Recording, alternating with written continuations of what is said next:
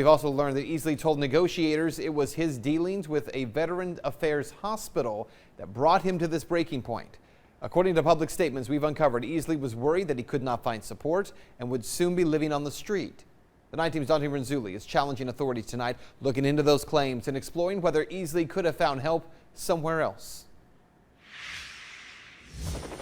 When former U.S. Marine Brian Easley started taking hostages at this bank, it quickly became apparent that this was not so much a robbery as it was an attempt to be heard. His complaint centered on the VA hospital and his concern that he would soon be homeless if they didn't help him. I reached out directly to the VA and I asked them to respond to these claims. They wouldn't go into specifics, but they said in part that they worked with law enforcement during the standoff with the goal of reaching a peaceful ending. Now their condolences go out to everyone involved. And while that's nice of them to say, you might have noticed that they didn't exactly answer my question. Well, I'm going to keep asking them the same question until I get an answer with substance.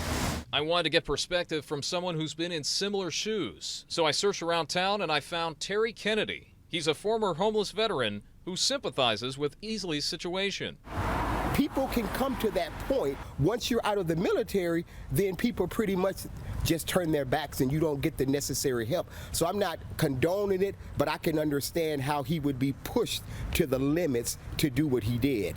Easley said he felt like he had nowhere to turn, but I found a place in Northwest Atlanta called the Veterans Empowerment Organization.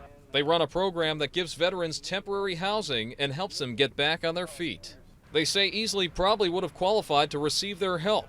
We take no federal dollars, so that allows us to serve veterans that the VA is going to exclude.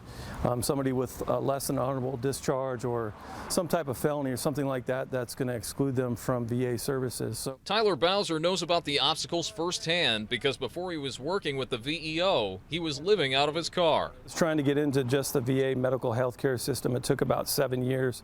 They would say, oh, I made too much money. Oh, I didn't qualify. My problem wasn't bad enough. His advice to anyone who feels the same way that Easley felt today is to go to the VA hospital at Fort McPherson and ask for a referral to the VEO.